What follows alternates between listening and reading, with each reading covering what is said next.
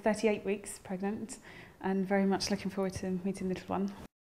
Being a first-time mum, I've obviously read so many books that say, well, you have to feed on demand, and you've got others that say, no, you have to have a routine, and 2 to 3 hours, what is it? I mean, my husband and I have tried to get her into some sort of routine, if I can call it that, where we actually feed her first, and then we change her, and then once she's clean and happy, pop her back on again, onto the same breast, actually. I was just going to ask, so it's the same? Well, I didn't know really at the beginning, and then I just sort of took the advice that probably best if you can go back on the same one, because sort of hind milk, the milk that comes through later is thicker and creamier, and creamier. Helps them put weight on, it helps them to settle for longer between feeds. And you only feed her on one side then? No, so I actually... I wear this elastic band that tells me which side that she should be feeding on next. It's just a nice, easy way for me to remember that, right, whichever side the band's on, that'll be her next feed. Have you started doing it? Well, only recently, actually. It gets to a point, I mean, Juliet's 10 weeks, and probably it's about 8 weeks. I just thought I might have a go at expressing, actually, and just see. But I kind of find it complements breastfeeding quite well, actually, because at times, you can feel really quite heavy with the amount of milk that's in the breast that you want to take off, and if she doesn't take it off straight away, it can be quite uncomfortable, actually. So having the option of expressing to then take it off, and you can then feel really comfy. And that's not to say that every feed is on the bottle now. I mean, it really isn't. We have one feed at the moment in the evening, which my husband does.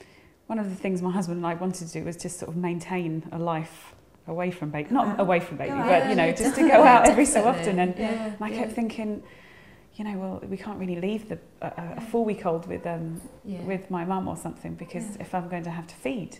But I guess that's something that I could get started. No, I think I'm a big believer in expressing, and it's now the advice is to breastfeed exclusively for 6 months. So I really do feel that if you can express and give your baby your milk in a bottle, then hopefully that will encourage mums to keep giving baby their milk for longer. As a new mum, should you be drinking more milk to be able to produce more milk? It was one of those myths that you think. I'm sure my mum said this to me. Drink lots and lots of milk. I don't know. Is it one of these ones we shouldn't listen to? I think these days we definitely sort of think that that's a little bit of a myth. It's important that you keep hydrated and that you drink to your thirst. Most mothers are thirsty. And I was going to say, I'm now way more dehydrated than I've ever been. And through the night as well, I always have to have at least a litre or 2 by my bed. So at the moment, I'm obviously pregnant and I've got to watch what I eat. What about now? Does it affect the breast milk at all? They say that breastfed babies are actually more adventurous in their taste, because if mum does eat, strongly flavoured foods, it actually affects the taste of the milk. And it does. And that when a breastfed baby goes onto solids, it almost can make them that little bit more accepting, of tastier foods. And you heard about the green poo myth? Absolutely, I've seen it. I've seen it. I have first-hand experience. Oh, wow. I've always heard, and again, it might just be a myth, but that green poo indicates that the baby's dehydrated. Right. A common one that I hear is that it means that baby's not feeding enough as well. Yeah. In most cases, it's perfectly normal. But look at the big picture. Yeah. And is baby generally okay? Rather than focusing just on the colour of the food. Shireen, you'll get used to this. You spend half your life talking about food. Oh wow! The contents of your baby's nappies. Yeah. Here's little Juliet. She's just had a feed with me. Did really well.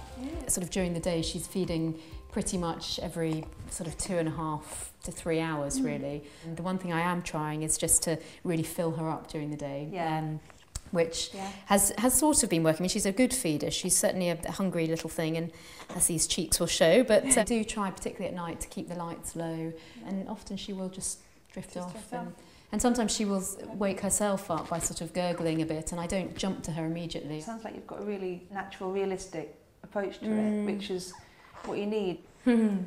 I think that is one of the things that's confusing, because when it comes to routines, especially, and breastfeeding and sleep and all those sort of topics, everybody's got a different opinion. There's various breastfeeding sites giving advice and information. I think it's just important not to look too deeply into it, look too far. Look at some of the the well-known breastfeeding sites, ones that seem to fit with your approach, And then there's Phillips Avent Family website as well, which is phillipsaventfamily.co.uk, and there's lots of advice information on there, sort of generally about routines and breastfeeding.